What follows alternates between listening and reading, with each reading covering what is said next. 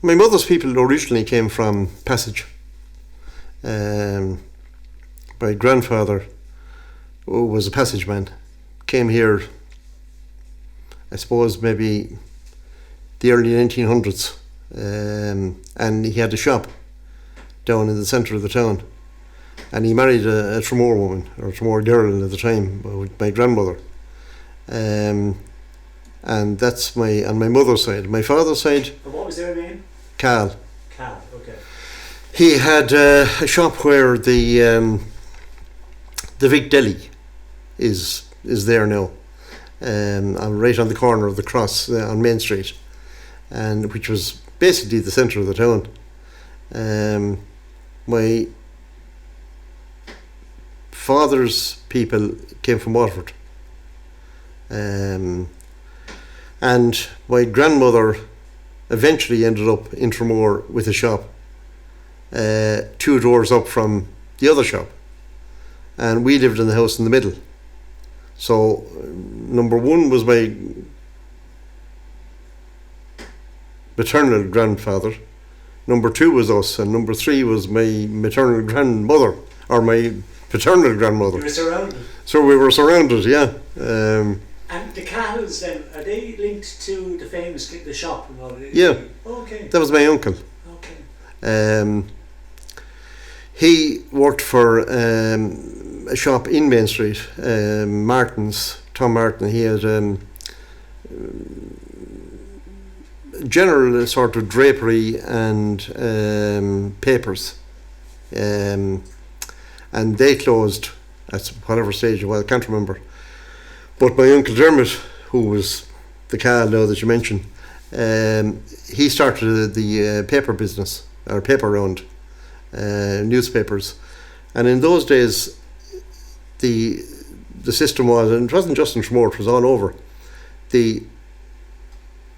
Any shop couldn't sell newspapers.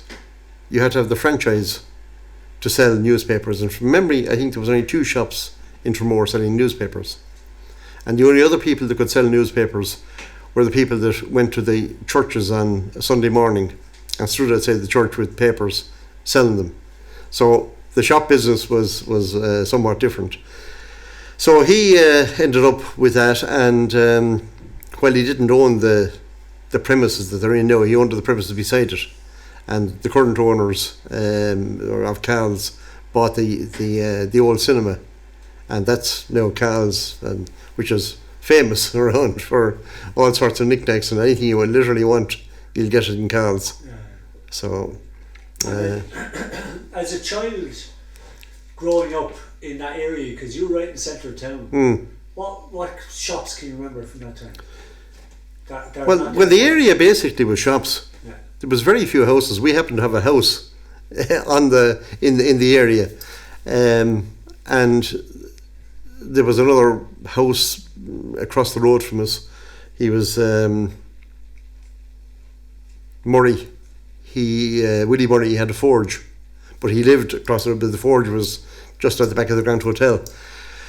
But the shops were, as I said, the first one that I can easily remember was my grandfather's shop, and then my grandmother's shop above that.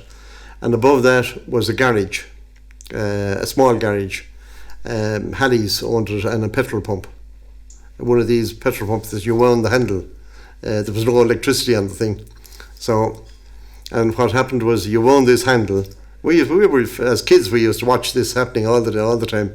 You wound the handle and it filled up a type of glass container, pumped it up to the glass container, and then they turned some kind of a knob on the glass container, and it emptied into the car. Gravity then. It was a gravity feed, yeah. And just up above that, there was a few houses, 3 small, well, they weren't small houses, but 3 houses in a little half circle, leading up further up Main Street to a butcher's, who was Plunkett's, and across the road from that you had the L&N, and coming back down Main Street then you had Who was next? The L&N was there. Oh yeah, Martin's, the place I mentioned where my uncle Dermot worked. And then you had a chap called Matthews, Charlie Matthews, or not? He was a grocer, and beside him you had Joe Galeese, who was a sports shop. Joe had he specialised in guns and fishing equipment, and bows and arrows and anything of that nature. He had a character, an absolute character, and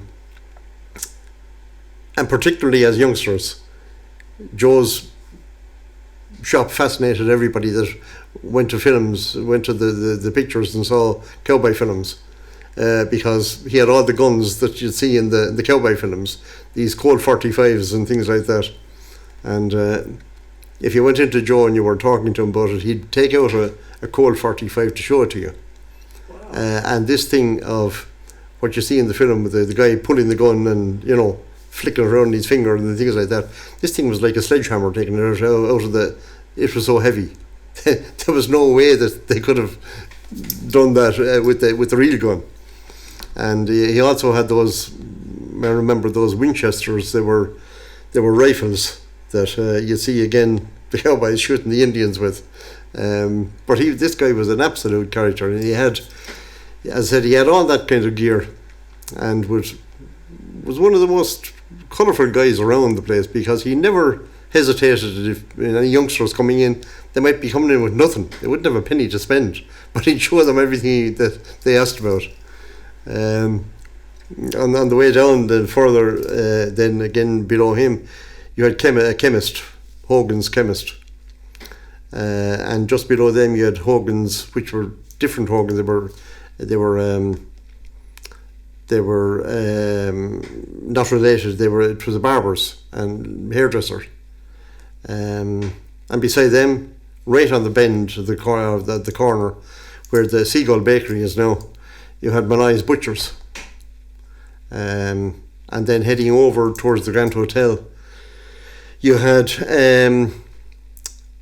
Powers Bookies, the original Powers that we now see on television, who were the Paddy Power. That's where they started, and that was their main office for the country at the time. They had offices all over, literally in every town in the country apparently, but the main office was in Tramore. And beside them you had a fellow called Jim Quinn, who had a fancy goods shop. He ended up as he owned a factory in Waterford eventually. Marsh and Quinn, they made all these type of doilies and greaseproof paper, and he actually started the factory in Tramore, and it got so big he moved to Waterford and opened a purpose-built place. And beside him then, for sort of finishing off the area of the Cross and the lower Main Street, there was a chap called Ger Stubbs. He was a shoe repair and shoemaker as well as a repair. Again, Ger was a typical character of the time, and he was again, he had a shop that was an open door. Everybody came in for a chat. Even though it was a tiny place, 3 people would fill it, the ground floor section of it, and a 4th person in would have to stand almost under the door and talk in. But every character in the town used to assemble there for a chat from time to time, and he was an extraordinary man in his own right. That he ran the Coast Guard service here when it wasn't a Coast Guard service. It was a thing called the Coast Life Saving Service, and they had a station over on the Doneraile where they had all their equipment, ropes and ladders and breeches buoys and rocket lines and all this kind of gear. But Gerard was they called him the number 1 man at the time. That was his title. And they'd hold exercises 3-4 times a year where somebody from whatever the head office might be, I think it was some department, maybe the Department of Transport Marine or some of these, used to come and they'd have an exercise, and they'd go down the back of the beach, and there used to be a white pole down there, that a climbing pole.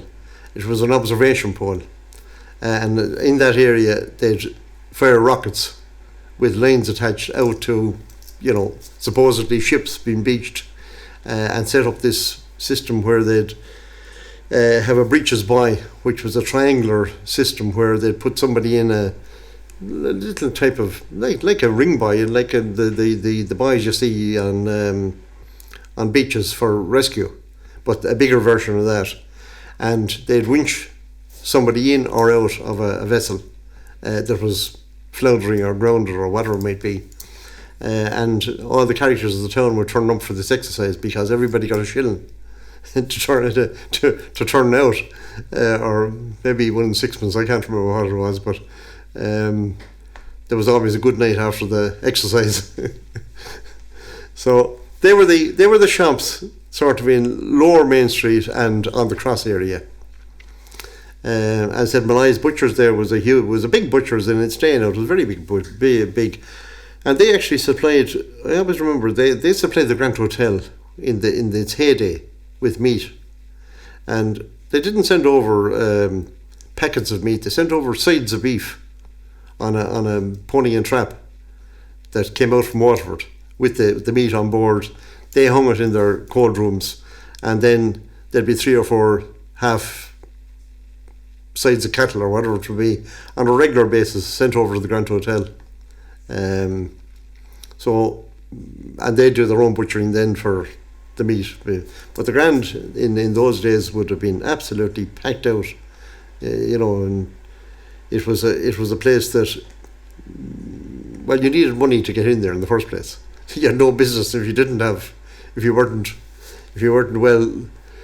well covered with a few bob to go and buy whatever you wanted to buy in there. But that was a huge establishment in its day. Who was the owner at that stage? Murphy's owned it at one stage, and they had a huge staff as well. I mean, there were huge employers in the town, in a general sense, and it was a huge summer business because Tramore was, a summer town in those days. But they had a very substantial winter business as well. All the reps, guys repping around the country, would go leave their own place wherever on a Monday and wouldn't get back till Friday. And huge numbers of them stayed in the Grand from maybe Monday night to Thursday night. There could be 20 or 22, 23 cars over there in the days when there was nobody had a car. You see all those cars at the Grand. So their business was big in those days. And needless to say, when the summertime came, you couldn't get inside the door. So that kind of was the centre of the town, business-wise, as far as the cross. And then on the other side of the cross, you had there was a pub, Ossory, the Ossory Bar, right at the crossroads, coming down Main Street. So that whole area was the commercial centre of the town at the time, and was as such. There was always people around the place, and I suppose life was a bit simpler then. There was, number one, there was no transport to get in the way. People walked or had bikes. An odd person had a car, and they're the ones you see coming into Callie's garage next door to get the fill up of petrol. And you mentioned Paddy Power, the bookie. Did they have a connection with you, or was there? Well, I they must have had, because my memory going back as far as it can go is that their shop was there. Their bookie shop was there, and their head office for the country was there. They lived down on the old Waterford Road, well, not the old one, on the Waterford Road, Intramore now, but on the what was known as the Lower Turkey Road, and there was I remember two sisters lived there, and their brother, I think, who was Paddy, was possibly possibly they lived there. That was the family home, but I can't recall. But I certainly remember the two elderly Miss Powers living down there, and as I said, their staff was Tremor based. The bookies that actually went to the race courses was a Tremor based man, Mar Power. He was no relation, but his name was Power anyway. He was the chief bookie for Powers, and he went to the actual race meetings all over the country.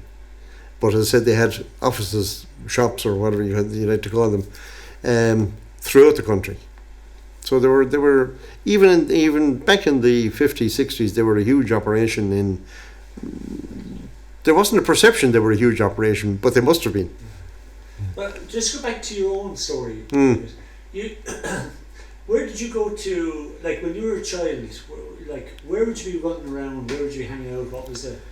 Well, I suppose there was very little to hang around in Tremor, in a general sense. Summertime obviously was anything to do with water. The beach, the pier, Newtown Cove, they were the three locations where groups of people could be found, youngsters like ourselves, and we'd literally spend the day either at the pier or at Newtown Cove, home for lunch obviously, back out again. Winter time, then obviously there was a bit more schooling involved, so time was restricted. And then at the after school, I suppose there was literally very little. When I think about it, but the cinema wasn't there last night, was it? The cinema was there. Okay. Yeah, the cinema was there. I think the cinema was there in the late 40s, sometime around that. They opened up. So as a treat, obviously, the cinema was the place that you get. I think it was 4 old pence was the charge in, and you'd be gathered up, and you might get in it a Saturday or a Sunday or whatever. And it obviously wasn't an opportunity to go every night. But then again, the same film ran for the week, so it didn't make much difference. If you saw it once, you weren't going to see it again. And they changed it then, sometime later. Did you go to the Christopher's? Yeah. Okay. And what was that like? I suppose just typical Christian Brothers school. Everybody afraid of their lives, so the Christian Brothers for openers. They were strict. I suppose some of them were very fair, some of them not so, in the general perception, and I don't think my perception would be much different than most. But I must say, I would reckon that anyone that went through the system did get a decent education. Yeah, you couldn't fault them for that. That they did provide education for everybody here, and as did the Sisters of Charity who ran the other school, the girls' school. So from that point of view, their activities, their extra activities, if you like, would have hinged around maybe kicking football or playing hurling, or they used to run sports days in the grounds of the monastery, which there was a big field at the back of the school, and then the monastery was behind that, and the sports days were held there, and they were good sport, good fun, good. They occasionally put on plays, and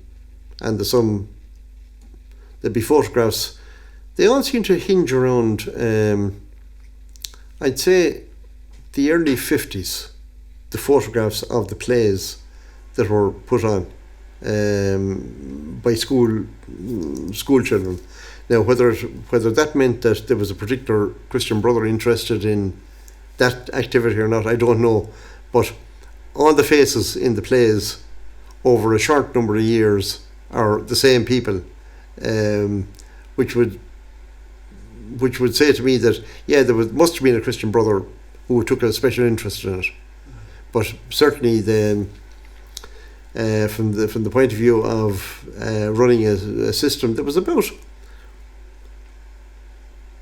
I'd say there was 7 Christian brothers in the school, and if you consider for a population of, at that time, less than 2,500 in the town. The class sizes were small, very small.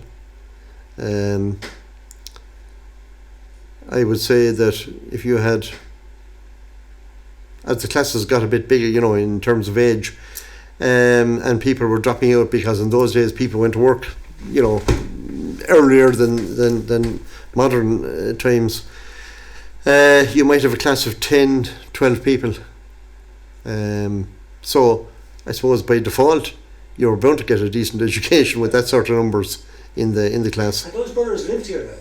They lived here, yeah. They lived in the monastery, which, as I said, was at the back of the school. Oh, would you ever see them then socially? Like? Oh yeah, they'd be around. They'd be involved in various clubs, I suppose, around the town. Certainly involved in the GA club. Not so much in soccer. You wouldn't see many of them around the soccer area. There was a couple of soccer teams at the time, but I'm not sure exactly what else they got involved in, because there wasn't that much. As I said, there wasn't that much activity in the town.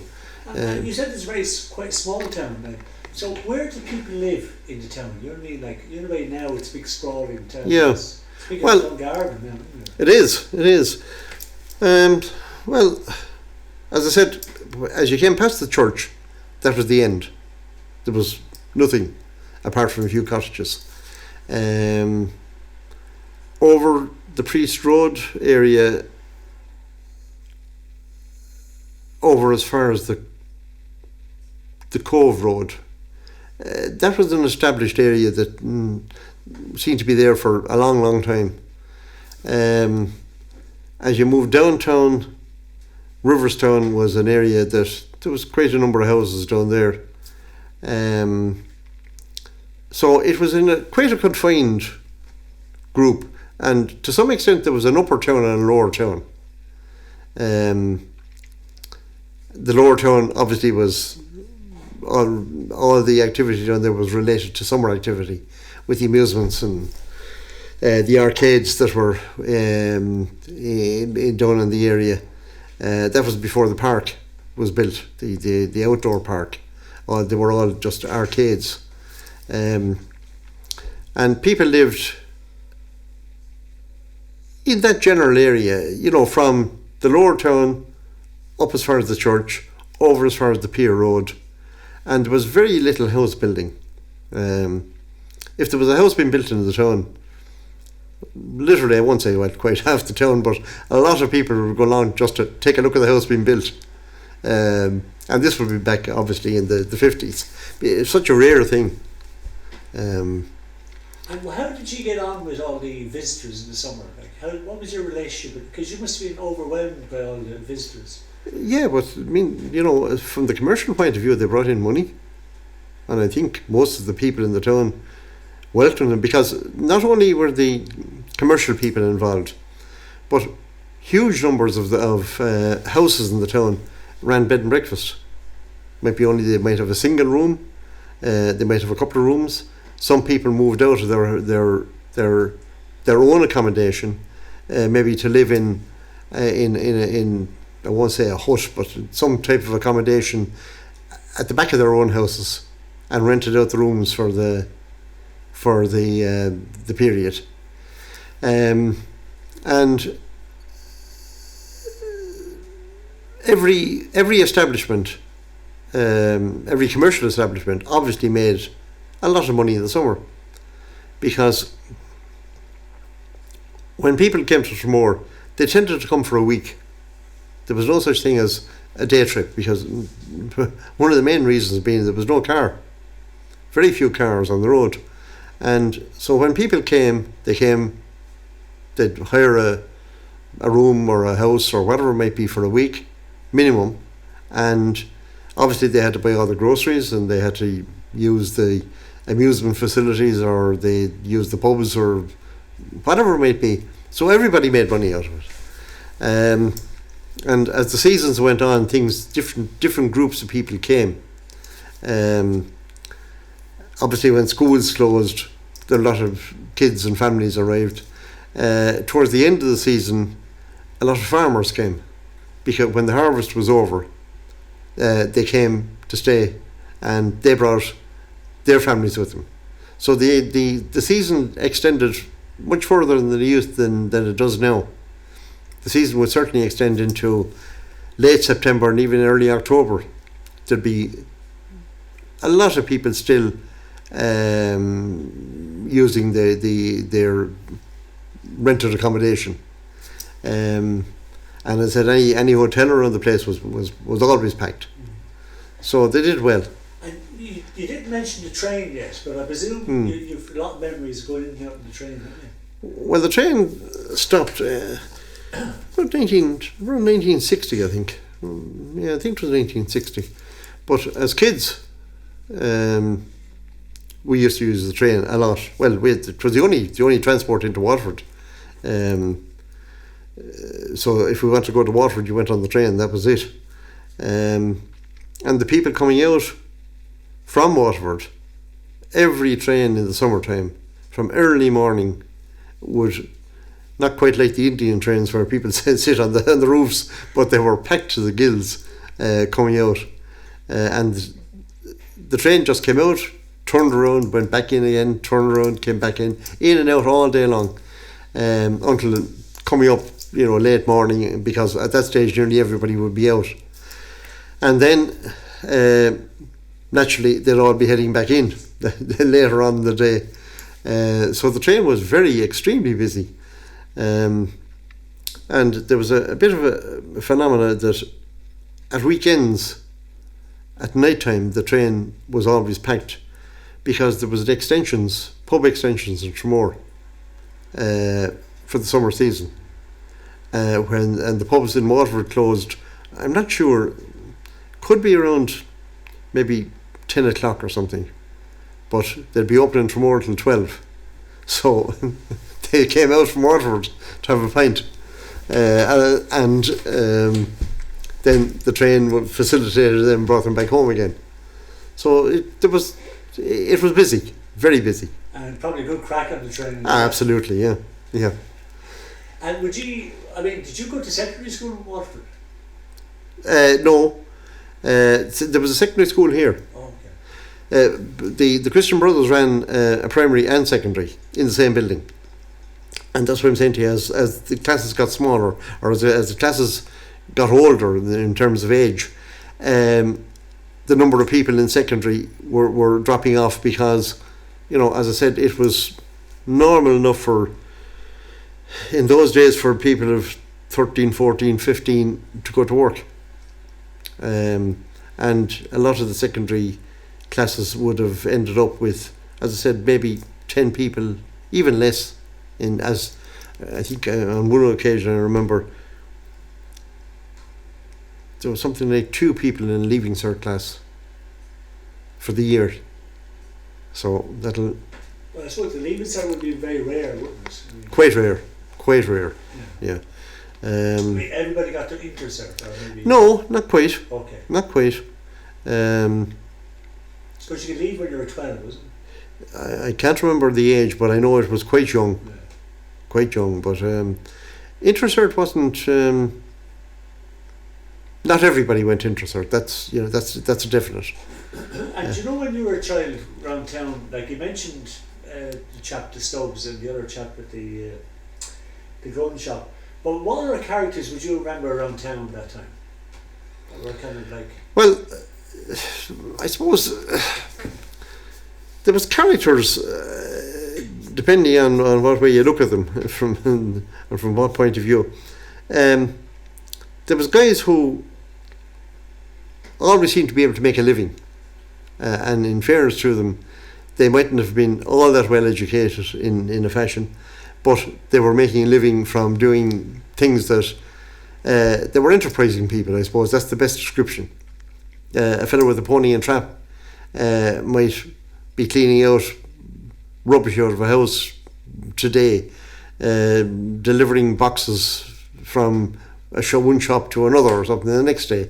So guys like that there was 2 or 3 of them around, used to do that. There was a couple of guys that used to actually talking about the rail of the train. There was 2 guys that ran a delivery business from the train using horse and carts. So every time a train arrived in, there was always parcels on board, and the 2 boys with their horse and carts would load up whatever. I'm not sure whether they had the town split or what way they organised it, but one was a chap called Toddy Murphy, and the other one was Tom Brown. So they went off in their respective ponies and traps or carts, delivering parcels around from the railway. And would they bring? Would it be someone to bring people on horse like a? Not so much in those days. There was I came across some old photographs one time where there was what appeared to be a pony and trap with facilities for about 6 people as a town transport. But that would have been, I'd say, back in the 30s. But certainly as you move towards the 50s, I don't remember any transport of that nature. There was a few ponies and traps that are still around, but they were private and they weren't for hire that I remember. But the 2 lads, as I said, were going until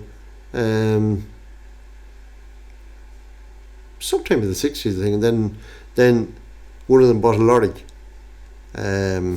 which he couldn't drive, but he abandoned the pony, the horse and cart, and hired a guy to drive the lorry for him, delivering the parcels around. And as the train disappeared, obviously that business disappeared, but so he had to go to Waterford. He drove to Waterford to pick up the parcels and continued with his business in that fashion. So as I said, there was other guys around the town who were characters without knowing they were characters. The guys who would literally, if you wanted anything done, if somebody said, God, I'd love to get that wall knocked, and who the hell will do that for me?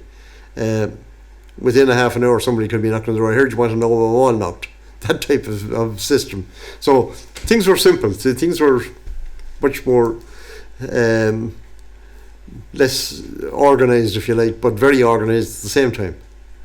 So the enterprising. It was, I suppose, the best is a good word for it. And come here, would you have a memory of going up to the racecourse when you were young? Yeah. The racecourse was a bit of a mecca. Particularly for the week of the August week, the week of the 15th, it was, it was a gala week, even though it was only a 4-day race meeting, but the whole week, and certainly the lower town didn't close. They literally stayed open, not 24 hours, but 23 hours. They'd close. Maybe the amusements and the chippers and places like that would close for maybe an hour and a half in the morning, 6-7 o'clock or something, and reopened again, working through the night for that particular week. The whole town was packed, and the weather always seemed to be good. Of course, everyone's memory of weather is different, but the weather was brilliant, or appeared to be. So that at 3-4 o'clock in the morning, people would be rambling around the amusements downtown for race week. As I said, accommodation, just forget about it. Like if people slept on top of other people in beds with mattresses in between them and the end of the bed or whatever, anywhere that you could put your head down, or that you had a space to put somebody into would be jammed. It literally was that busy, and it was a huge festival, I suppose, which has totally gone since. And the amount of money made for that particular week, I would say, was enormous in relative terms, but the race course itself was the race course was the same as it always was for years and years and years. So there was no particular attraction in the race course that you say, there was no amusement in the race course. There was no outside other activity. It was racing and racing only. But having said that, all the top trainers, jockeys, horses, you name it, did come to Tramore for the race week, because it was obviously seen as the place to be.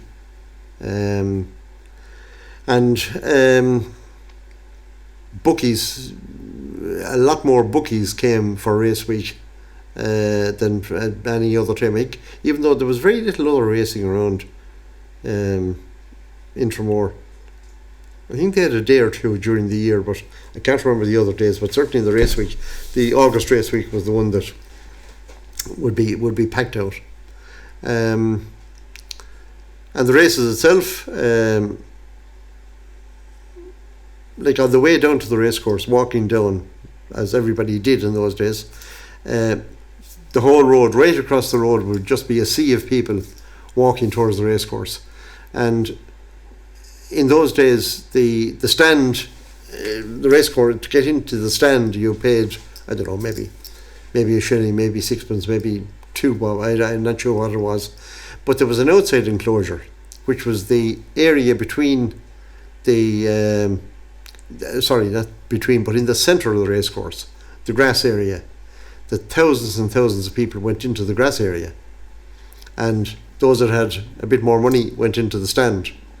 And for as long as I can remember, that was the way it was until they suddenly, or not suddenly, but somebody decided that they closed down, developed the race course a bit more, closed down the centre activity, the enclosure, and every bit. So that area hasn't been used for, could be 30, 40 years now at this stage.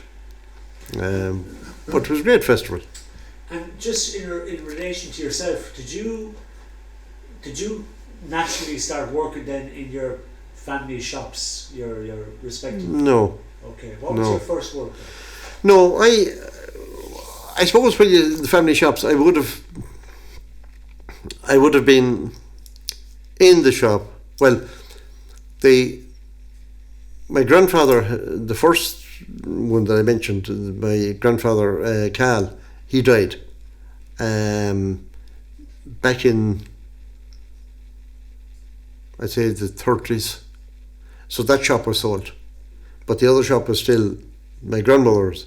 On the other side, still at that shop. So I would have been in and out of that shop all the time. And I suppose work you're doing, when you say work, I did work on it. But the type of work I did would be, I'd be filling up bags of sugar, because nothing came in bags. Everything came in sacks or boxes. So you get a sack of sugar in, and you'd fill sugar into a half-pound bag or a quarter-pound bag or a 1 pound bag. The same with tea. Tea came in tea chests with silver foil covering everything, and you open this foil and the smell of the tea would come out, and they'd be filled into small little containers, because tea was very expensive in those days, particularly after the war. It was difficult even to get it. So that kind of work, I would have been doing things like that, and maybe running a few messages as well. But in general terms, no, I didn't actually, get into the shop and work with it. Yeah. You didn't see it as a job, but was it? No. Okay. Yeah, it wasn't a job as such. I'm sure I got paid for it. I can't remember. And what did you eventually do? What was it first? I ended up, I started off in the electrical business, and was there for 17, 18 years in the marine end of it, mainly. Then I moved to an organisation, the Rehabilitation Institute. I ran a vocational unit for them for a few years. And then I moved to the Department of Labour, into the National Manpower Service, and ended up there having moved into a FOSS when they became established. Because Labour and FOSS were kind of all the same, they had the same parent department, so with the amalgamation, that's where we ended up then. And just to go back to the marine side of it, because, like you mentioned swimming, like you saw go off to the beach or out to the Kenneally and all that. What was that like out there in those days? I mean, would it be? Well, the place would be packed with youngsters. Everyone in the town went there, and a lot of people, a lot of the youngsters from Waterford came out on the train, and we knew them all. We all gathered together. We as groups of people, there might be not gangs, but there'd be maybe a group of 15 or 20 who would be very friendly with one another, and they might be of a certain age group. Then there'd be another age group of the same number again who would be again friendly. There'd be a mixture of Tramore and Waterford people, and we'd be over in the pier, or as I said, we'd be over in the Kenneally or over in Newtown Cove or down on the beach, but that was a daily activity. Weather didn't affect anything. Whether it was raining or whether the sun was shining, we'd still be there, because it was summertime, and that was the thing to do. And how did you all learn to swim? With difficulty, I suppose. But I mean, you mentioned a bit earlier about the bathing boxes, the bathing ladies. A lot of those would show you the rudimentary strokes of swimming. As kids going down there, even though we weren't using the bathing boxes, you'd often get advice from them.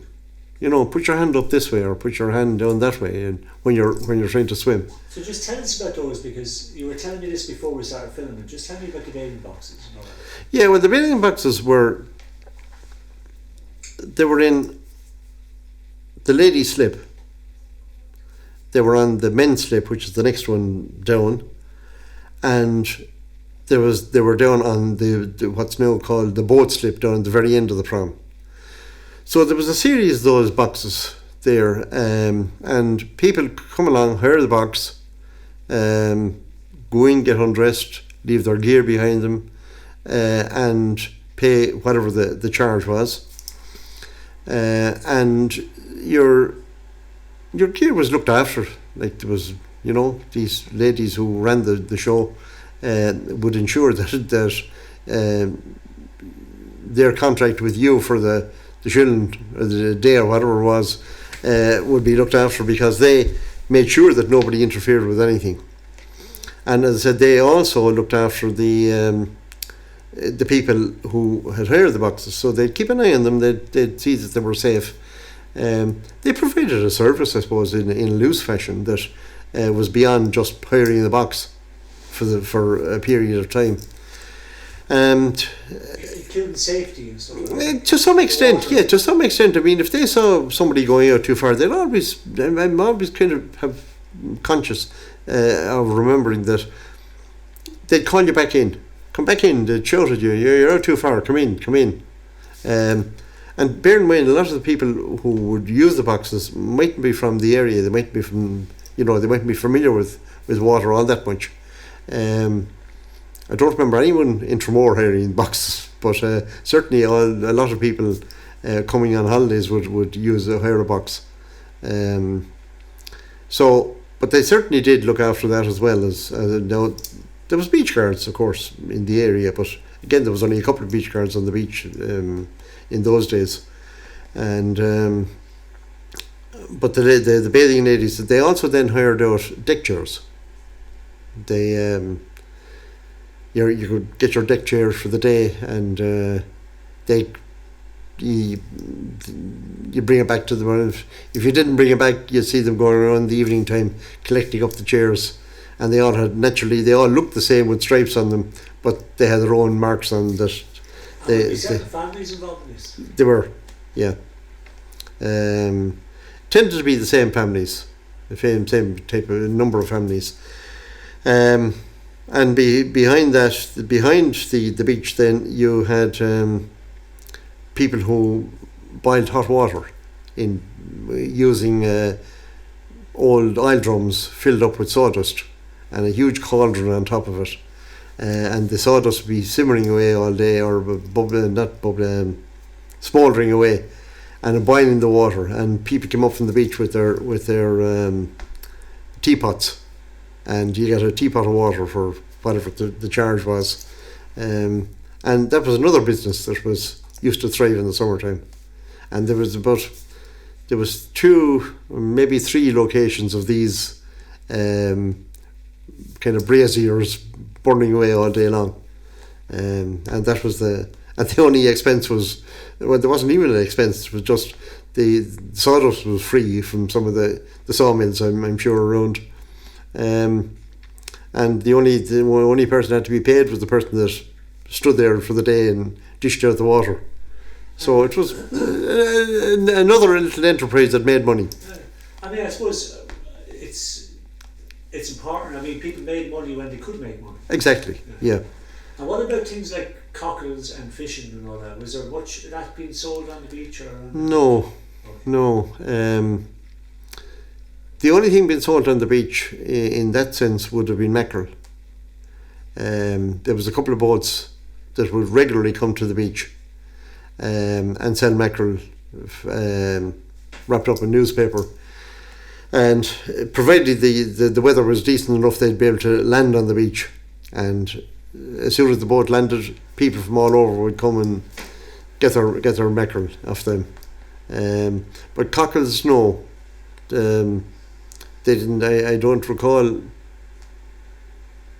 any cockle sellers around. There was cockle sellers years ago that I heard of, but I don't recall seeing cockle sellers.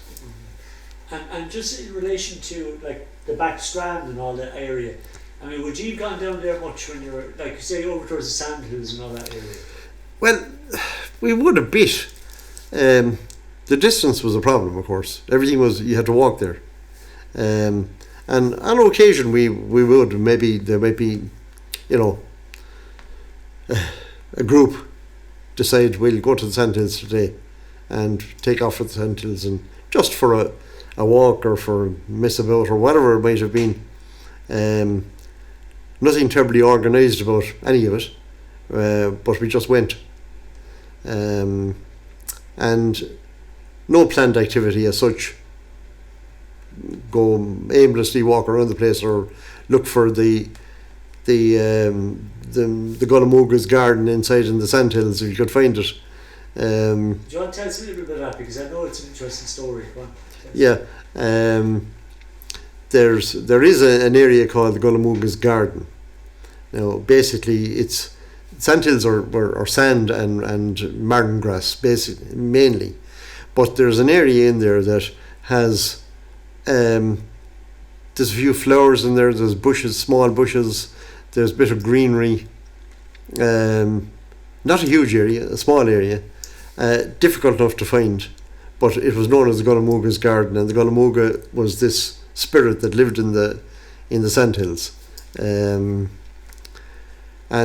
the area itself, then the whole sandhill area, it's quite big. It's looking at it from the town, it looks small, but actually when you get into it, you'd almost feel that you could get lost in here. It's so big,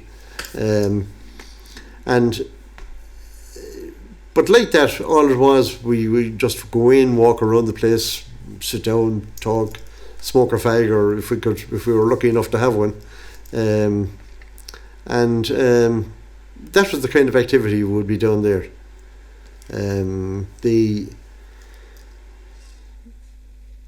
The there was very little fishing down that end of the beach. People used to fish all right off the beach, but not so much down there. Again, for the reason you have to carry all the gear down to the end, and it was just, difficult. No cars. No cars. And tell me, the way you mentioned the legend about that spirit and all that, and then the haunted well and all that. Did you have stories of that? Or Well, the haunted well was over towards the pier, yeah. and all we ever knew it was a haunted well. We didn't know much about it, but it was the haunted well, which seemed to be dry, certainly in recent times. But I do recall at a time when there was water in it, and it was a well. I suppose it was just a spring. How it got the name Haunted Well, I don't know. I have no idea. But it was known as the Haunted Well, on the way down to the pier. It's still there. The shape is still there. The actual little well under the steps is still there. And the story about the Shifra, what was that one? To be honest, I don't know much about it. Okay. I know very little about the Shifra, except the name and. And what area of town was it associated with? You've hit me now with something I just can't. No, there's no hassle. I just can't remember. But I'm conscious of the Shifra, but I can't remember. And would you gone out much, like out, hunting and all that kind of stuff? Was there a lot of that? Yeah, I mean, youngsters would always be out, I suppose, doing the usual thing, robbing birds' nests or out picking mushrooms, which was another activity when the season was in it. Blackberries would have been a normal thing, quite normal. In many cases, not to eat them, but to sell them. Because there was a guy here in Tremore, a shop, who bought blackberries for dye. He bought as many blackberries as you could sell him, and he sold them to somebody who came down from Carlow, who took them away in barrels. And what they were is they were being made into a purple dye through, I suppose, squeezing and concentrating and whatever, and they came to dye. So Doherty's shop was known as a source of income. If it was blackberry season, you get a few pence for a jar of blackberry or a bucket or whatever you wanted to bring in. He'd weigh them up and pay you accordingly. So, but and of course there was people out gathering them for make tarts and stuff as well. But a lot of youngsters went out to make a few bob. And do you know the way it was quite a small town? Like when you got to a certain age, like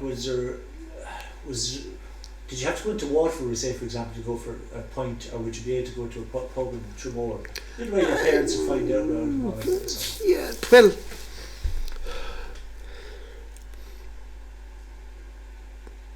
two things about that, I suppose. One is there wasn't much drinking that I recall.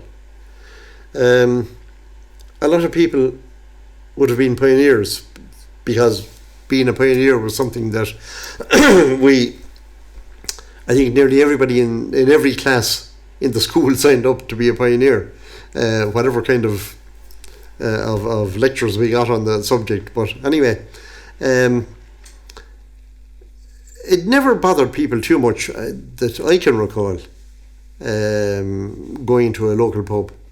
Once you got to an age, and it wasn't so much that you got to age 18 or something like that, because many people wouldn't have started drinking maybe until they were 20, 21, 22, 20, 23 even, whatever.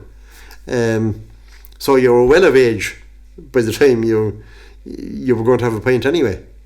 In a lot of the case, obviously not everybody, but I don't recall anyone specifically going to Waterford to have a pint because they couldn't have one in Tremore. And another place, of course, a great watering hole in Tremore was Rockets pub. Even as youngsters, when I say youngsters now, maybe of 16, 17, 18, we'd walk to Rockets for a crubeen or ribs or whatever they might have had. There might have been, in the group of 10 or 15 that would walk out there at night time, or even late, night. There might have been 2 or 3 drinkers. Everybody else would be drinking lemonade or orange. But we'd be there for the night. If you had the price of a crew bean, you might have it. If you didn't, you'd have a glass of orange. And the number of drinkers in that group would be small, quite small, even though they'd be of an age that you could drink. So Rockets was a haunt that a lot of youngsters, when I say young, I won't say youngsters, but people of 18, 19, that age group would have walked out to in the evening time. And generally in Chamor there was also we say the big houses. There was big houses and there was I suppose one about the class division. Do you think there was kind of a sense of people knew? Well, there were certainly big houses. No question about it. And I suppose the biggest house that I remember, which is still there, is Galway's. Now Galway's were bottlers, or whiskey they had a bottling and a whiskey business in the city. But I must say that Tommy Galway, who was the owner as far as we were concerned, was one of the most decent men you could meet. As youngsters, of whatever age group we might have been, if you were on the road, he'd never pass you. You were always guaranteed a lift if Tommy Galway was driving in or out. Again, he was one of the people that had a car, obviously. Andy Collins of the Collins meat factory. Andy was another one who would again never pass you on the road. And I suppose that's how we judged whether they were nice people or not, or whether the class was something that was in vogue. In their case, I'd say no, they weren't. There was a couple of other people, all right, in some of the big houses that, number one, you wouldn't kind of know them, you'd know of them, but you wouldn't see them around, whatever they used to do, God knows, I have no idea, but they wouldn't be all that visible around the town. And having said that, there wouldn't have been too many big houses as such either. Was there much interaction between the two faiths, like the Catholic and the Protestant in Chamor? Well,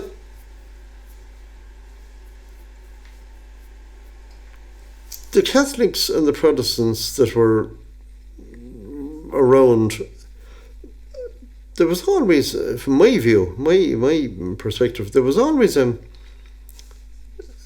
tolerance, number one. I never saw any animosity on either side, either way. A lot of the Protestants would have been what you might call very decent people. They weren't uppish. They all seemed to have, I suppose, they all had good jobs. That's somebody's mentioned that one time, that all the Protestants were in good jobs. And maybe because there was only a small group of them anyway in the first place, it may be easy enough, and a lot of them did own businesses in the city, or certainly there was a lot of Protestant businesses in the city that might have employed people who lived out here. But certainly, no, I never heard of anything in my time that would say that there was any difference, not so much difference, but any animosity from either side. Got on quite well as far as I remember. The only thing, obviously, as a Catholic, you wouldn't be allowed to go to a Protestant church for whatever reason. Didn't matter what. Even looking in the door almost was taboo, but by mortal, yeah. But meeting people, talking to them, or they were all nice. As far as I was concerned, any of them that I knew of or met or had, I won't say dealings with, but had something to do or go to them or give them a message or deliver something or whatever, I always found them nice people. And what about the dances? Yeah, well, the dances were something else, I suppose. There was 2 dance halls at the time, and well, when I say at the time, back in the 60s and the 50s, and going back even further, the Atlantic was the biggest dance hall. And the Atlantic had tended to have, in the early days, I suppose around the 40s, 50s, they had a resident band who would be there for the summer, or certainly I think most of the summer anyway. And they played, and then the show band era arrived in the late 50s, early 60s, and the things changed. You had a different band there every night, and there was 7 nights a week dancing in the summertime. That is, and I can't remember when, but certainly in the summertime there was two sessions. One session would start at say maybe 8:30 and finish at 11:45, and the next session would start at 12 o'clock and finish at 3 in the morning. So if you wanted to go dancing, you could dance any time from 8:30 until 3 in the morning, depending on the group that would the same band do the two sessions? Yes, in the era when you'd have a show band, they do the two sessions. Wow. I think when the resident bands were there, which would be back, as I said, a long time ago, there was still a kind of a 2-session system, I gather, but they'd be a bit shorter, so that they'd have a decent break between the event. But the 2-session thing was, how much of the summer was covered by it, I can't remember, but certainly from memory, kind of early summer right through till the end of the summer, there'd be 2 sessions a night.